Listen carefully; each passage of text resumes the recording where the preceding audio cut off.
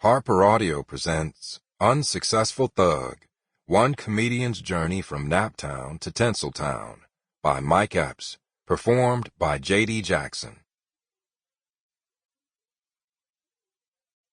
For all my children. Prologue. If I'd had an ounce of sense, no, an eighth of sense, I never would have made it in show business. I like to consider myself one of the most afraid, mischievous, strong, God-fearing, tempted, confused, criminal-minded, funny, lovable, shy entertainers in the world. But none of those things got me where I am today. I didn't care about getting famous. I just wanted to live. And I didn't even care about being a famous comedian. I just had to survive. I didn't want to be a star. It would be a disservice to myself to say that, because that's not how I became who I became. I became who I became by surviving.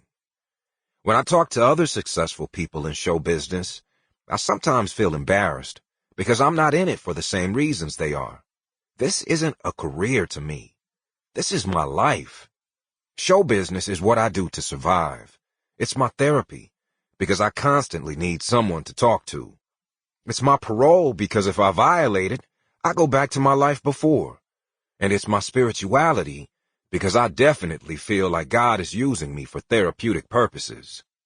Don't get me wrong. I'm proud of where I came from. I used to get intimidated by the fact that I was from a small town until I realized that there are real people from all over the world who come from places you never heard of. You just never met them.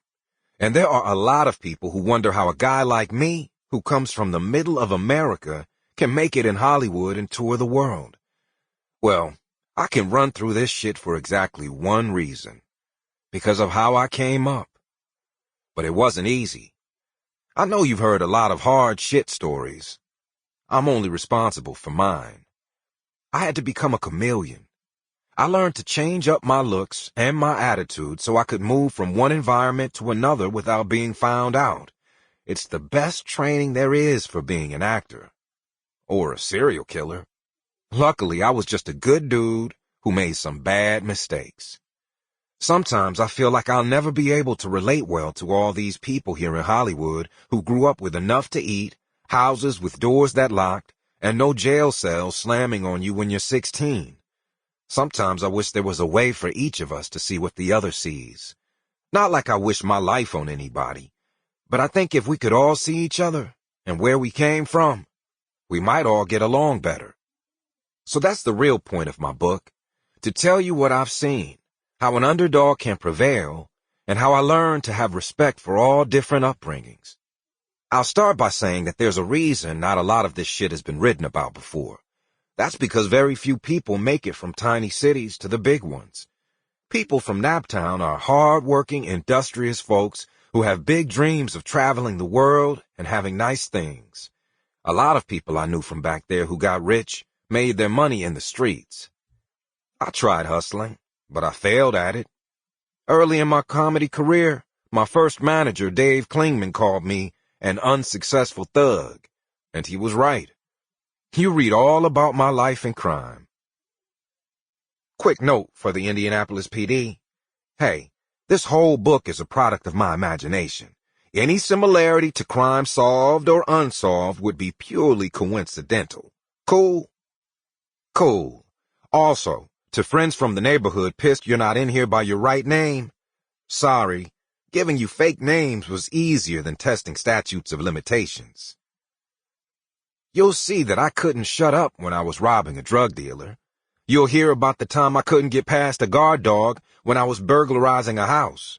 I went to jail so many times that my brother told my mother I was doing it on purpose.